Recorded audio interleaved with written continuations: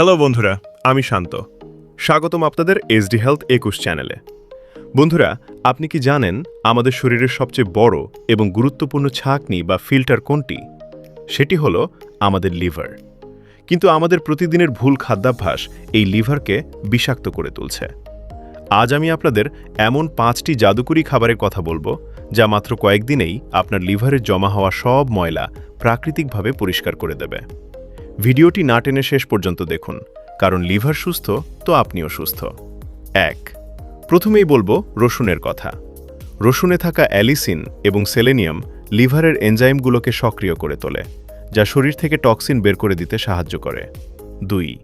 প্রতিদিন সকালে 1 গ্লাস কুসুম গরম পানিতে লেবুর রস মিশিয়ে খেলে লিভারের কার্যক্ষমতা বাড়ে। এটি লিভারকে ডিটক্স করতে বা পরিষ্কার করতে জাদুর মতো কাজ করে। 3. সবুজ চা বা গ্রিন টি। গ্রিন টিতে থাকা অ্যান্টিঅক্সিডেন্ট লিভারের চর্বি কমাতে এবং লিভারকে সুস্থ রাখতে সাহায্য করে। 4.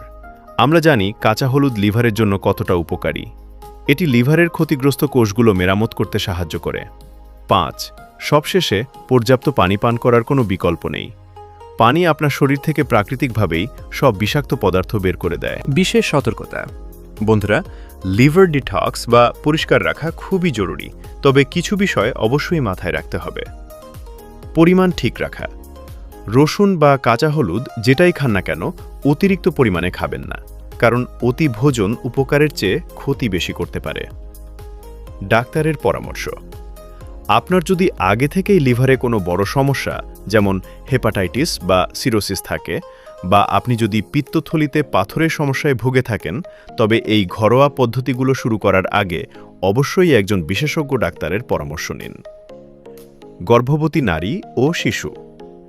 গর্ভবতী মায়েদের ক্ষেত্রে যে কোনো ভেষজ বা ডায়েট পরিবর্তনের আগে চিকিৎসকের সাথে কথা বলা বাধ্যতামূলক। লাইফস্টাইল পরিবর্তন।